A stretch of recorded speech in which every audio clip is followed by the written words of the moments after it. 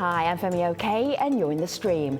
Today, a growing number of Muslim Americans have hit the campaign trail ahead of midterm elections this November, and some are saying that could be history in the making. We'll speak with a few of those candidates to hear about the ups and downs of running for public office and their efforts to change the political status quo. We are live on YouTube, so do try to leave your comments and questions in the chat. But first, here's Sumaya Toba, a journalist and former streamer who suggested today's show. I pitched this show because as a young Muslim growing up, I feel like I didn't have a lot of role models in the political sphere. And today that's totally changing. There's so many young Muslims, especially young Muslim women, getting involved. And I think that's really encouraging to see because I'm hoping it'll encourage Muslim communities to go out and vote. And I'm hoping it'll encourage young Muslims to throw their hats in the ring and run for public office. Americans will head to the polls this November to vote in midterm elections, and for some Muslims in the US, that presents an opportunity to transform activism in the street into policy. The Associated Press news agency reports that a wave of Muslim Americans across the country are making bids for public office, inspired by the desire to not only challenge negative perceptions about their community, but shake up the political landscape.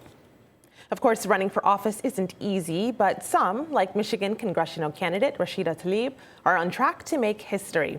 Although she's running unopposed in her home state, Tlaib could become the first Muslim woman elected to Congress.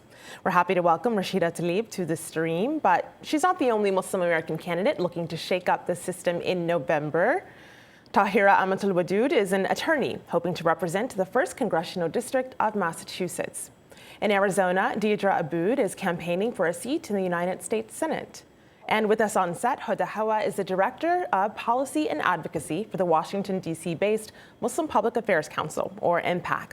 Welcome, everyone, to the stream. Thank you. Thank you. So, Huda, I want you to look at these three ladies, these political candidates. Look at them. What does this tell you about America when you see them all lined up together?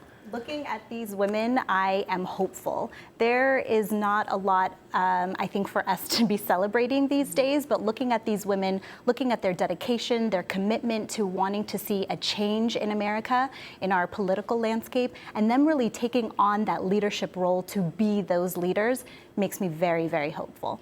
Let me share a headline with you. This is from the Boston Globe, and it says, with hope and a hijab, Tahirah Amatul-Wadud aims to catch anti-incumbent wave in Western Massachusetts. That is such a cheesy headline. Hope and a hijab. Any more, ladies, that you have had to deal with, suffer under, alliteration which you could please stop already with the Muslim American label? Rashida, you go first. Well, I think that, my district is a little bit different, and the media coverage has been a little bit different just because I've been an activist in Detroit for so long.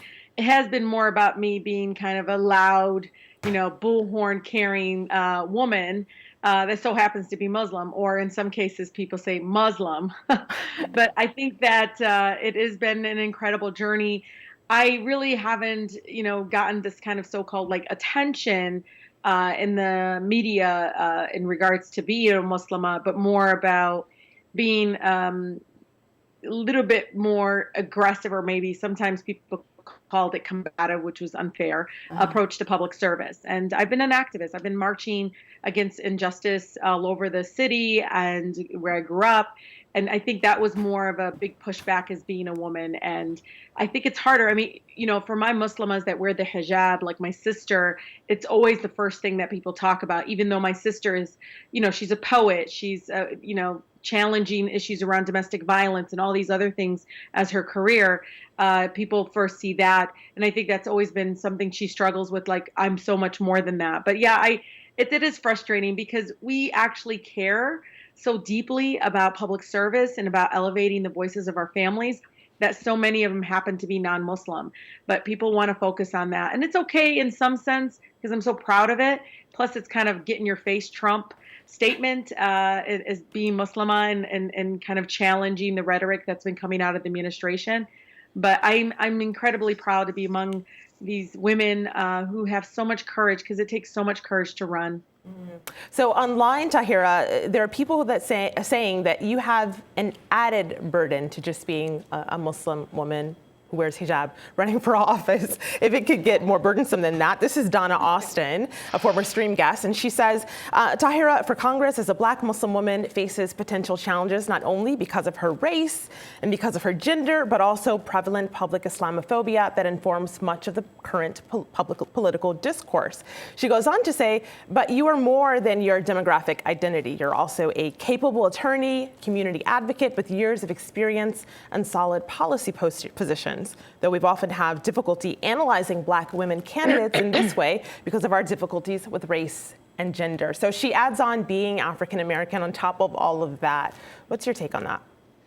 Malika, I agree that it is, it's sort of a trifecta, and I talk about that a lot. Going back to the Boston Globe article with the headline, "With Hope and Hijab," when we posted it on social media and engaged with some of our constituents, particularly women who are not Muslim, we started saying that the hijab must have superpowers, and we totally embraced the idea that the hijab has superpowers. It's interesting because I'm running in a district that, of course, is predominantly white, depending on what statistic you read. It's between 75 to 81% white. And so the question about my identity comes up quite a bit.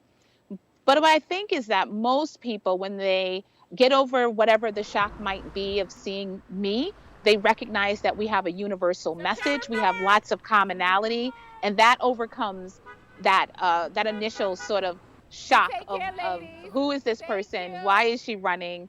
What does she believe? And can she represent me when she looks and dresses and presents that way? Deedra, I'm just wondering about how you're dealing with your identity, your faith identity, your identity as a politician, and the attention that is being focused on you because of your identity. Well, funny enough, locally in the media, it was always the Muslim candidate no matter what. I mean, they would say, you know, a male entrepreneur is running, and then they would say, and the Muslim candidate. We've actually had an evolution in Arizona where the local media doesn't do that anymore. They actually call me an attorney, which is, you know, what they call everybody else. And nationally, that has not been the case. Nationally, every story seems to be about the Muslims running or the Muslim women running, or, you know, somehow if I'm not Muslim, I wouldn't even, you know, get their attention. But out on the campaign trail, what we've also seen an evolution, because I'm the only person in this race, really, I'm from both parties, that is running on my values and being truthful and transparent, accessible, and accountable on the values. And we've never had that in Arizona, so especially from a Democrat. So it really is changing the conversation in Arizona away from whether or not I'm Muslim or whether or not I'm dressing, although we made a dressing part of it. You know, we have a whole shoe thing, I wear color, most people would like to dress like me. So we embraced that. But because we were willing to stand up for our values and really get out and talk to the people and engage them and answer their questions, whatever they were, be respectful, even stand up to white supremacists and de-escalate them, then we really earned the respect so that we earned the votes. Mm. You know, of course, this is a conversation that we're centered on in the United States, but our audience is global, and so this is resonating with people outside as well. We got a video comment from someone named Asma Malik, and she's a candidate for Toronto's City Council, and she's also billed as the first hijab-wearing woman elected to office in Canada. It was for the Toronto District School Board, and these are the things she says that she faced. Have a listen. I was the first hijab-wearing Muslim woman to be elected to public office in Canada ever. And it wasn't easy.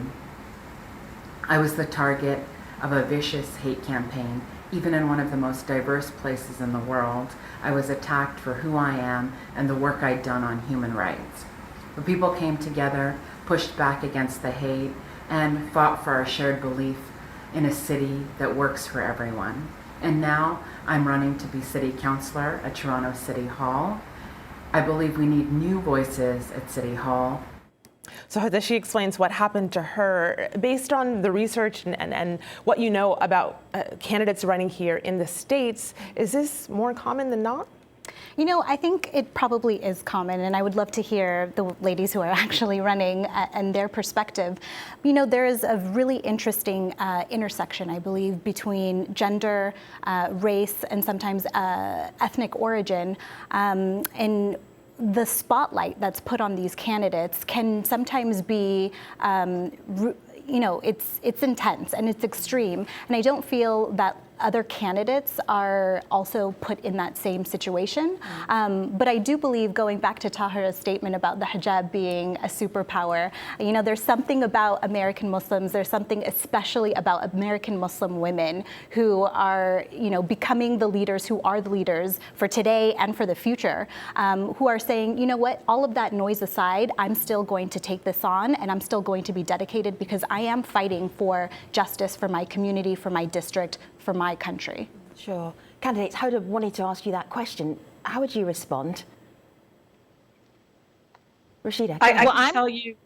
Rashida, you start, and Tahirah, then you can go second. Yeah. So I love that we talked about the hijab having superpowers. I think that's so amazing to kind of embrace and twist it to something that's, I personally think could be a possibility because I always say that, you know, Trump being in office, just everything that's happening has kind of been this bat signal for women, but women of color, not just Muslimas, but I see more Latinas running. I see more women from different kinds of backgrounds just coming up and stepping up and running for office.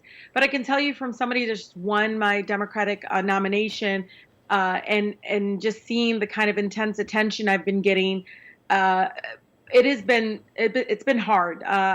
You know, my team is actually keeping me away as much as they can from social media of some of the painful kind of attacks on me. I think a lot of people need to know I'm also Palestinian. You know, both my parents are from Palestine. Do you mind sharing some of those? Because I think this is the reality check for what it means when you run and you come from a particular community and you're representing people who may not know about your background. Give us one example. Well, one example is, you know, automatically thinking because I'm Palestinian that somehow, you know, anti-Semitic, which is so unbelievable because I'm so those are the kinds of things of like, I'm not going to support you. You're going to promote Sharia law, but also using derogatory terms like the B word towards me, or, you know, we've been watching certain kind of comments lead to almost just pure anger and frustration that I could be a possibility in our country, which I think, you know, overwhelmingly, there has been more hope, inspiration, and light that has come from my election. And the other noise that you see, people want to concentrate on that. People want to focus on that. It's really hard to understand that we are actually much, much more overwhelmingly you know, in population, just more positivity that's coming. But yeah, it has been hard for me to get that much all at once within just literally, I don't know if you know how to, like within few minutes of winning, to get that kind of pushback. Again, not from my own district, not from the people that elected me, not here from the backyard of, you know, in Detroit and Metro Detroit area. It's been people from around the country and even around the world that have attacked me, already putting labels on me, assuming various things that you know, the stereotypical things that you think of, that somehow I'm un-American, somehow that I'm somehow going to be pushing my faith on. So Rashida, I promised Tahirah that she would get in, but I'm going to go to Tahirah via your campaign announcement because it gives me tingles just playing it. Okay. Tahirah for Congress, let's press play. I've decided that we need representation that reflects that someone is hearing, someone is experiencing, someone is listening, someone is engaging, someone is qualified, interested, willing, relentless, persistent, brave, fearless, and beholden to no one but her community. And I'm that person. Tahirah, you're up against somebody who is very well established. They have a lot of money. What made you decide I have to run? I decided that we needed to run. I needed to run because our district was really lacking in zealous representation, especially on the heels of the Trump election. And when I made that decision, it was well respected. People embraced it. And we have been on fire ever since. I launched in December. Our primary is September 4th. And we have just gained so much traction and enthusiasm that I just believe that we're unstoppable. And with the help of this community and this district, we're going to win. I completely believe that this is our reality. Mm-hmm. I like that enthusiasm and that passion there. We're seeing it online from others as well. We got a tweet from Fayrouz Saad, and she was one of the 5 Democratic candidates for the primaries for Congress, also in Michigan. Fayrouz wrote this: I learned in this process that the community is paying attention. They want to be engaged, they're ready to vote, but they also want to see their voices reflected and feel heard. It's not just our job to engage, but politicians need to stop writing them off or taking them for granted. And Deedra, she continues by saying, because we need to change the narrative and not allow our community and our issues be defined by others, as it's been for far too long. And if we're not at the table, we are on the menu. So keeping that in mind, Deedra, what is it that you are bringing to the table? Why did you run for office in the first place? I announced in April 2017 when I was announcing against an established Republican, and no one had a clue that he was going to choose not to run, opening up the seat later in the year. And then my opponent in the Democratic primary decided when he announced that he wasn't going to run that she would run. Easy pickings. But I had already established 6 months of raising the expectations for this office, of denouncing that our U.S. senators were not having town halls, weren't answering questions, weren't accessible, gave zero information to the people, and hadn't even visited the 15 counties of Arizona, much less the tribes. So I stayed in the race because my opponent continued to do exactly what Senator Flake was doing. So basically, we were getting the exact same thing. We weren't going to raise the expectations, even though we were going to have a Democrat in office. And that's what this has to be about. It was about getting around and having these conversations about the real things that matter, you know, criminal justice, healthcare, net neutrality, separation of religion and state. These were all important issues and people needed to talk about it, but we also needed to talk about who are we as Democrats, and are we reflecting those values, or are we willing to trade them for a supposed win? Deedra, on social, you take your constituents through what it is like to campaign. This is Deedra 2018, and this was last week, and you're knocking on doors. What is the reality of campaigning for you? Well, first of all, we made social media a big platform, and we made it very transparent. Everywhere I go, everywhere I do, we're pretty much online in some way. We even Facebook Live all of my speeches. We also have the Campaign Chronicles, which are snippets of little conversations. But generally, you know, people meet you where you are. So if you meet them with a smile and inclusion, then they'll respond to that. And we've had a few, like, in fact, that day when I was door knocking, we had a man who his wife was Democrat. He was Republican. He was not happy that we were at the door. And he said, you know, Democrats were running the country. And he was very upset. He was closing the door. And I said, but we love you still. And he opened up the door and said, oh, I wasn't talking about you personally. And I said, and I didn't think that you were. I was just reminding you that in the end, we're all a community. It's that community and that aspect here that people are picking up on. This is Beanish on Twitter, who says, there are more Muslims running for office than any other time after 9/11, and that seems relevant, and she's referencing stats from the Associated Press. But keeping that in mind, we got a video comment from Mohammed Gullah, who talks about what that stat has meant for average, everyday Americans on the ground who are now invigorated to go campaign for you all and for other candidates. This is what he told us about what it was like to be out on the streets getting the vote out. You saw leaders, you saw imams stepping down from the minbar and knocking on doors. You saw them making calls. You saw them working on the polls. I mean, you even saw niqabis in the street knocking on doors. You saw them working at the polls as well. And then we would literally pull people out of the masjid and make sure that they went to vote. I mean, we had literature created in Bengali as well as Urdu as well as Arabic. I mean, everyone literally just came together for a common cause. And with that, we had precincts that actually ran out of ballots. We have redefined what it means to be Muslim in America. So he talks about women in full-face veils, prayer leaders being pulled out of the mosque to go get out the vote. How important are those efforts, and is that different? Is that striking to you? It's incredibly important. In fact, a recent Pew study just released announced that nearly 2/3 of American Muslims are dissatisfied with the direction of the country today. And I think that it's so incredibly important, and I think it makes a very powerful statement that while we may be dissatisfied with the direction, we're doing something about it. We're not just sitting back, we're not letting things happen, we're not we're not on the menu. We're sitting around the table and we're part of those policy-making discussions. And I think it's important to ensure that the faith community is involved in the civic and the political process. I think for too long, our community has been overlooked. And now we're starting to see this push. And again, yes, while we may have a lot of men who are running for office too, I think that the banner is being led by American Muslim women.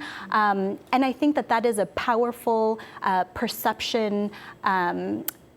It's a myth-busting exercise so that people are not continuing to have that stereotype in their mind that American Muslim women or Muslim women in general are treated differently in the faith and certainly not as Americans. And I'll just jump in as an aside because you mentioned men running for office as well. There are also two male Muslim members of Congress already, Andre Carson and Keith Ellison. Tahirah, for Congress, I want to ask you this. All right, I'm on your Twitter feed. These seniors and I just spoke about the campaign, our vision, our collective ability to shape our future. It's a beautiful day. And then this picture is so striking. We have the seniors, we have you. There's a lot of diversity in this picture, or maybe there isn't a lot of diversity. Depends how you see it. What was that like? That picture, I met with some seniors in a part of the district. The district is very large, and that scene is not an uncommon scene. But when we get over the sort of shock value of what I look like, what I present like, the reality is that we connect on a commonality that is almost tangible. People love our message. They love the energy that we bring. And the identity that I have as a Muslim woman only helps me to connect with folks just in a more universal way. So the fact that in this district, we've been able to get the momentum that we've gotten comes because we lead and we serve from a place of love, and people respond to that. And it's been electrifying. I'm just wondering about the political climate. I can tell you. Rashida, go ahead. When Sister Tahirah says a place of love, it's so true. When I've been in a room with even, predominantly white communities, just seeing that picture, it reminds me of some of the parts of my district. It really is, like people like us don't, you don't hear members of Congress talking about coming from a place of love.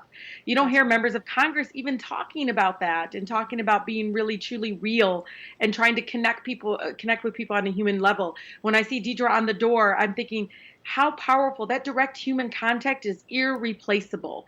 When they have eye contact with you, when you're talking to them. I mean, Deedra and Tahirah probably know this.